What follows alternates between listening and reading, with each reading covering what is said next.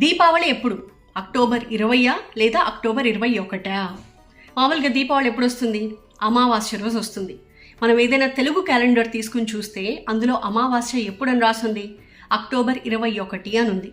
మామూలుగా సూర్యోదయానికి ఏ తిథి ఉంటే ఆ రోజు ఆ తిథి ఉన్నట్టు లెక్క. ముఖ్యంగా పండుగల విషయంలో మనం అలాగే చూస్తాం. సో అక్టోబర్ 21 రోజు మనకి అమావాస్య సూర్యోదయం టైంకి ఉంది కాబట్టి ఆ రోజు అమావాస్య ఉన్నట్టు, కాబట్టి ఆ రోజు దీపావళి జరుపుకోవాలి అన్నది చాలా మంది చెప్తున్న వాదన. కానీ ఇతర పండుగలకి, ఇతర తిథులకిను అమావాస్యకి, ముఖ్యంగా దీపావళి పండుగ రోజుకి చిన్న వ్యత్యాసం ఉంది. ఈ సంవత్సరం మనకి ఆశ్వయుజ అమావాస్య అక్టోబర్ 20వ తారీఖు మధ్యాహ్నం 3:44 ప్రారంభమై 21వ తారీఖు సాయంత్రం 5:44 వరకు ఉంది. కొన్ని పంచాంగంలో కాస్త కొన్ని నిమిషాలు అటు ఇటుగా చెప్తారు. అయితే దీపావళి విషయానికి వచ్చేసరికి మనకి రాత్రి సమయానికి అంటే ప్రదోష కాలానికి ఆ తిథి ఉందా లేదా అన్నది ముఖ్యం. ప్రదోష కాలం అంటే సూర్యాస్తమయం గడిచిన తర్వాత చీకటి పడ్డానికి మధ్యలో ఉండే సమయాన్ని మనం ప్రదోష కాలం అంటాం.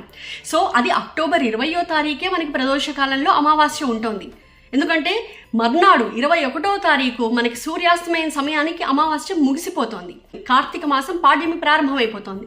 కాబట్టి లెక్క ప్రకారం మనం లక్ష్మీ పూజ జరుపుకున్నా కూడా ప్రదోష కాలంలో అమావాస్య తిథి రోజే జరుపుకుంటాం. కాబట్టి అక్టోబర్ 20వ తారీఖునే దీపావళి జరుపుకోవాలి.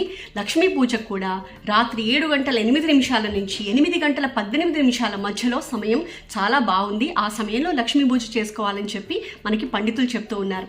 సో మీకు ఒక చార్ట్ చూపిస్తున్నాము. అందులో మనకి దీపావళికి అనుబంధంగా వచ్చే ముఖ్యమైన పర్వాలు, ఘట్టాలు, రోజులు అన్నిటిని కూడా క్లియర్గా మెన్షన్ చేసింది.